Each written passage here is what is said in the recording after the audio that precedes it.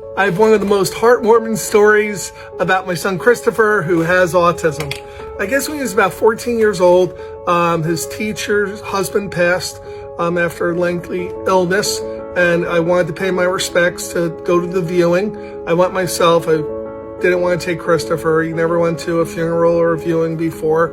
So I went to myself, and the funeral parlor was packed. You know, member of the school forever, well-loved teacher, lying out the door, and I was probably waiting in line maybe about 35 minutes, 40 minutes before I went up to her.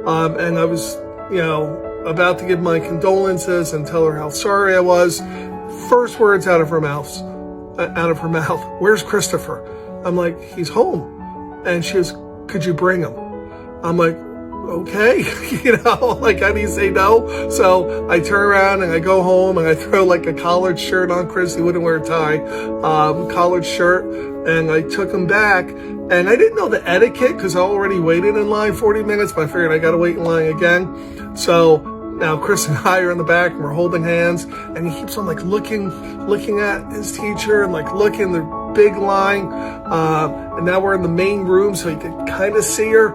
And she's standing in front of her husband, open casket, and all of a sudden Christopher pulls away from me and just charges to the casket and his teacher. And I have visions of him touching the casket, close. I don't know what's going to happen, but I'm scared.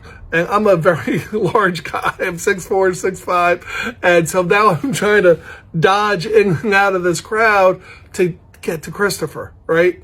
And he runs right up to his teacher, who of course was crying, and he stops in front of her and he puts his hand on her face and, "Oh, Miss Sandy, please don't cry. Christopher's here and he loves you." And she gave him the biggest hug, and she's, "Oh, my boy, it's exactly what I needed to hear."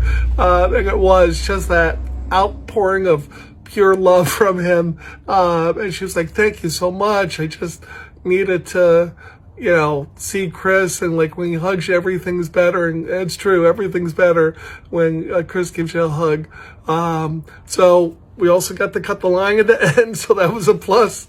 But for those people who say individuals with autism can't love, I don't think they know anybody with autism, because my son is filled with love, nothing but love.